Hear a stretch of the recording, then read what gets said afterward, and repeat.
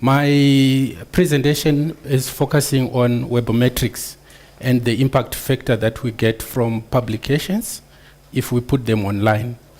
Webometrics is a standard process that is applying to all universities in the global arena.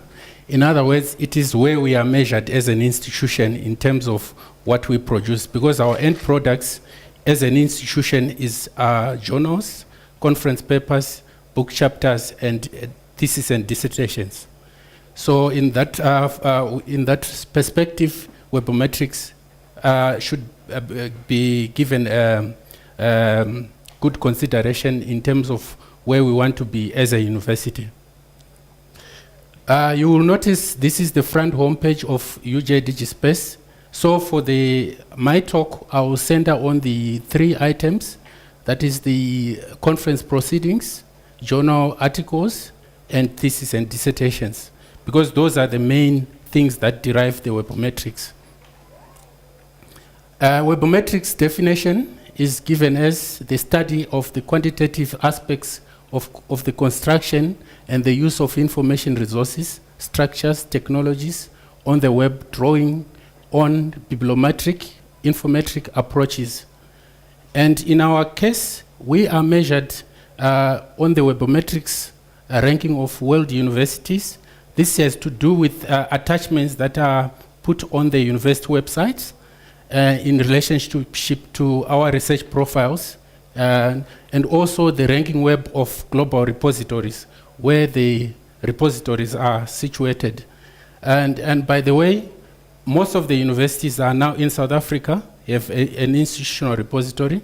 Yesterday we launched one at the University of Tshwane, and so they are growing. And in most cases, you'll notice that we are now competing. That's why I wanted to focus on Webometrics.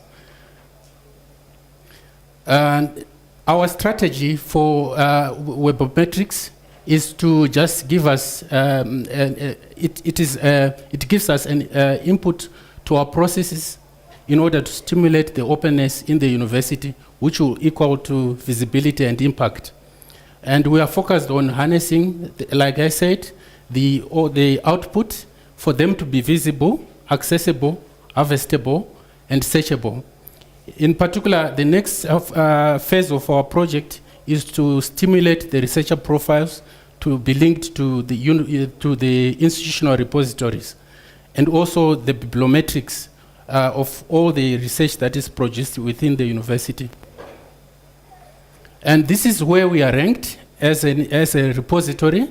You will see currently we are number 7 in Africa, and we are number 200 in the world.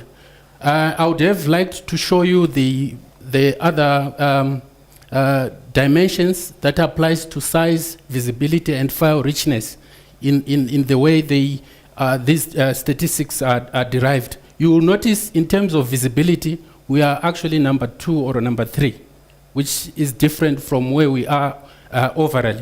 So that has to do with the quality of our papers. So in cases where you find we are number 7, but on one of the measurables, we might be a bit higher. And I'm happy that our visibility is better than our actual position. In terms of where we are to derive the Webometrics, we have the open access mandate, which was instituted in 2010. And the university also signed the Berlin Declaration of Open Access to Knowledge and the Budapest Open Access Initiative in 2011. So those are international instruments to drive openness in institutions. So this year, we are busy focusing on the institutional repository policy in order to anchor the 2 that I've mentioned. And through our processes, in order to get to better Webometrics, we have had problems, and we have also found solutions. You'll find we had problems with the ETD workflow, and we also had, we still have some hindrance with the research outputs, and we need to motivate for a research output policy.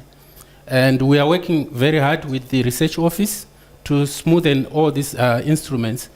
And we also still have buy-in problems from the researchers.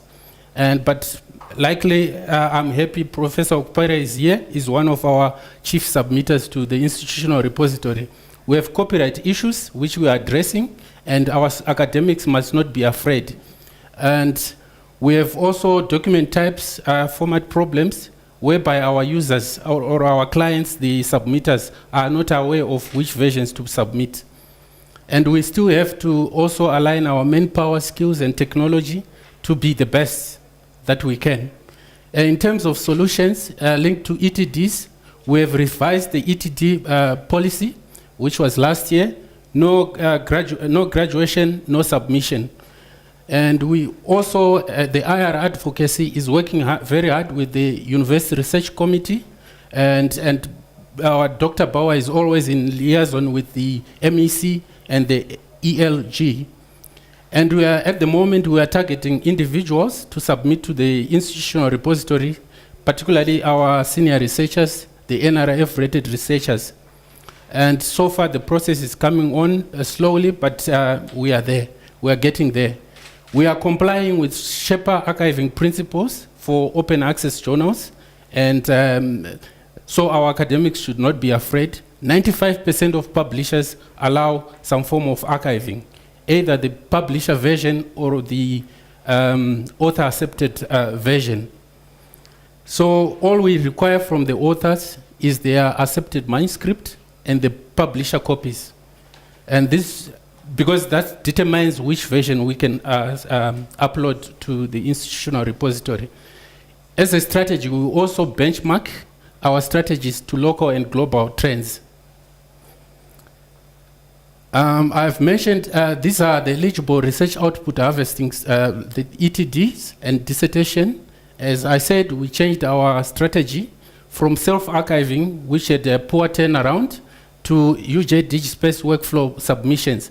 What it means is we don't have to bother the author. Once they have submitted to the research office, they have submitted to the IR. In the past, it was the other way around, where they were submitting at the research office and also having to be asked to submit to the institutional repository. So they will elaborate on the platform that we are going to work with to align this workflow process.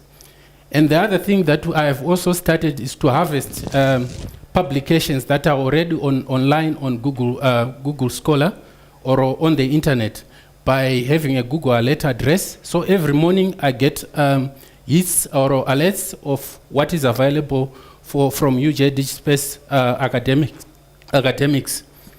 And like I've already mentioned, the persuasion of UJ NRF-rated researchers. So where we want to get as our destination is the ETDs, which is 100% at the moment. And we are going to be digitizing about 2.5 thesis this year, which will add up to and give us a total number of almost 9,000 theses. And at the same time, we are number 3, I think, in terms of ETDs that are online from South African universities on the NRF portal. And like I've already mentioned, is the online submission of research output via OROS, which they will look at, and the Google Scholar profiles, both for ETDs and conference papers and journals and book chapters. Our collection development, where we are at the moment, my target is the eligible research output types, journals, conference, inaugural lectures, books and book chapters, and ETDs. This, my colleagues, you can inform all the academics. We have no problems for them to submit any of those eligible research output, as long as they are peer reviewed. At the moment, that's where we are anchored on.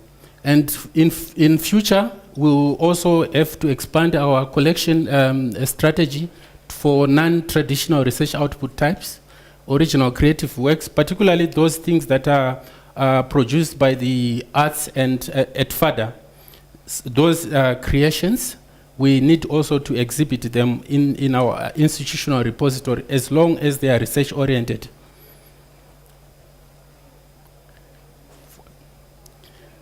And this is just to show you the formula, the percentages of publications that we can harvest from all the journals that are available. And you will notice the green, blue, and yellow. Those are permitted. Those are the number of publishers that permit us to archive either one of the versions. So you'll notice that one article can grow. You can be allowed to archive the green version before the publisher is permitted. There will be an embargo, say 6 months to 2 years, depending on the publisher. But while we are waiting for the official PDF, we can archive the author's own version and put it online and take cognizance of the date when we can change it. The systems allows us to monitor those date changes and version changes. So 70% of publishers globally allow some form of archiving. Footprints to UJ DigiSpace as an impact.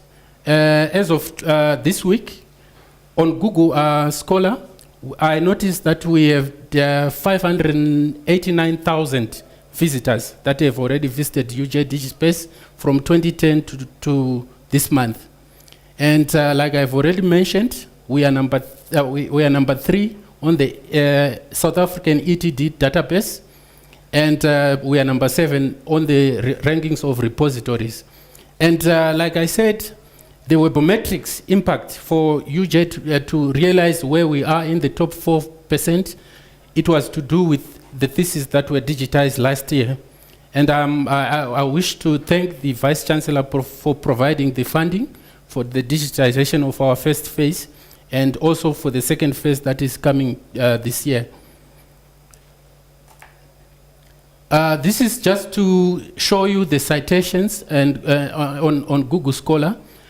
These are a few theses that I have looked at. You will notice there was a fear that is it that items that are put on the repository having an impact on citations. Now we can conclude it's also possible. You will notice, like for example, the first thesis, that is chaos in electronics. There are 44 citations that have cited this thesis already. So that's the global impact that this thesis is having. And for the writer and the supervisor, it's an impact that they can actually put on their on their profiles. And I just want to illustrate to you the citations which most academics were afraid of when they put their items on UJ DigiSpace. This is Professor Okupere's homepage on Google Scholar. Can you go to...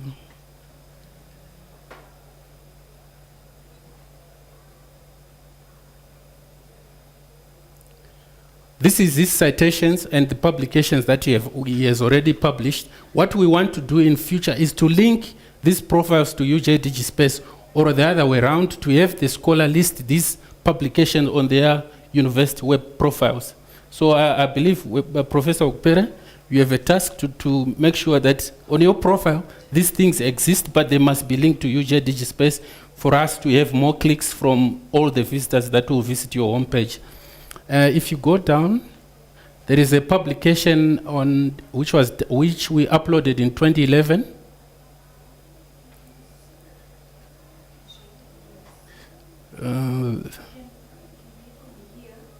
Go.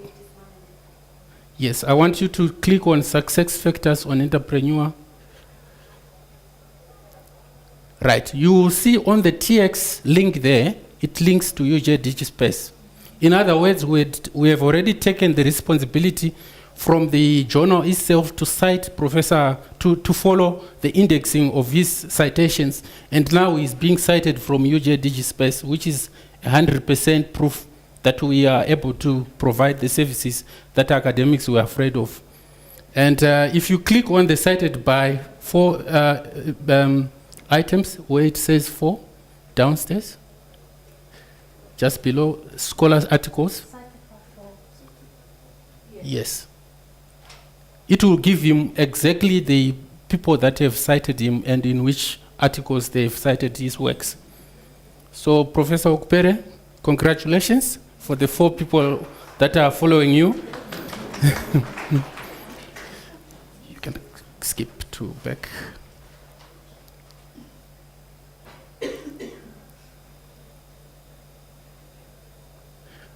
In terms of also measuring our statistics, I work with Barry most of the time. This is the internal statistics of the system itself. And so far you will notice the numbers pertaining to this particular article. This is a student's thesis. It's on affirmative action and the Employment Equity Act of South Africa. So far, this person's thesis has had 22,000 followers. Sorry. Further.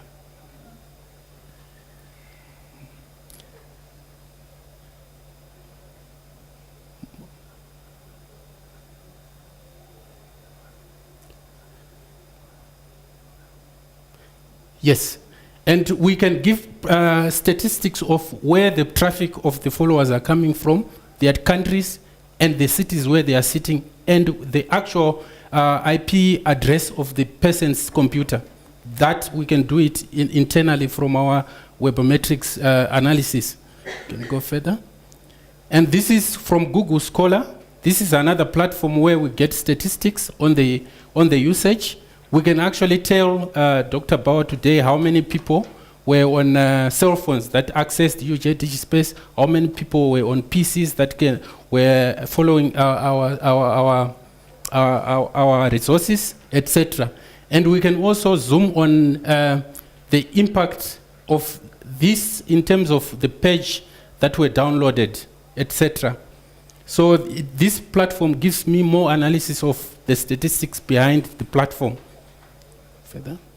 And like you just to mention, this is linked to Google Analytics, but you can also point on a particular country to see how many users were coming from that country. So for South Africa, for this period, between January to this year, there have been 257,000 users that visited UJ DigiSpace. So by moving of your item on the country map, on the world map, you will see the traffic flows. And generally, for us to be open access compliance and the benefits that we can accrue, this diagram shows you the impact that we can get in terms of higher citation rates, the practitioners' findings that particularly linked to Google Scholar, the more exposure for their works, and etc. We can actually give the return of tax value for money. You are in the econometrics, you know, you understand what that picture would illustrate. And also the compliant with grant rules. Some funders now require to see your publications online because they give you money to publish so that it can be a public good. And with all ado, thank you.